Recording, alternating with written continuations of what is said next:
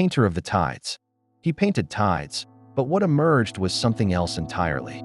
In the coastal sprawl of Eldermere, where the sea chewed cliffs to dust, Gavrin painted tides no one dared to swim. His shack teetered on a jagged bluff, its walls smeared with colors stolen from the deep, blues that swallowed light, greens that hissed like foam.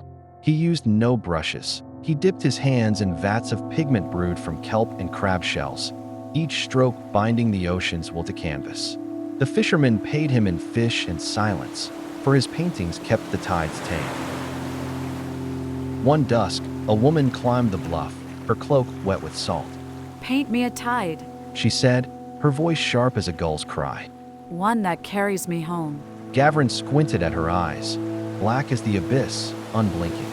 He nodded, accepting a vial she pressed into his hand, its contents swirling like storm clouds trapped in glass. He worked through the night, the sea roaring below.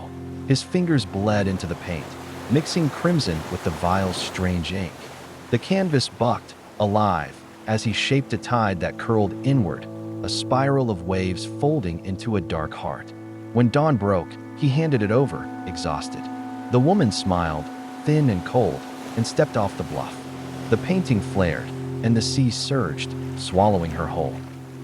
Gavrin slept, dreaming of still waters. But at noon, shouts woke him. The fishermen crowded his shack, their nets empty. "The tides are gone," they growled. "Paint them back." He stumbled to his easel, but his pigments had dried to ash. The vial's ink was spent, and the sea outside lay flat, too flat, a mirror without breath.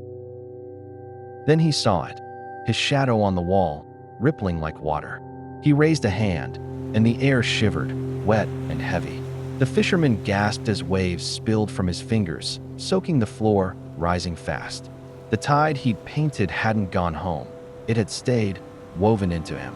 He laughed, wild, as the shack groaned under the flood. Outside, Eldermere's cliffs gleamed, kissed by a sea that moved with his pulse. The fishermen fled, but Gavrin stood, painting tides without canvas, wondering where the woman's home truly lay and what else he'd called back with it. What do you think Gavrin summoned with his tide, and where did the mysterious woman truly go? Finish the story.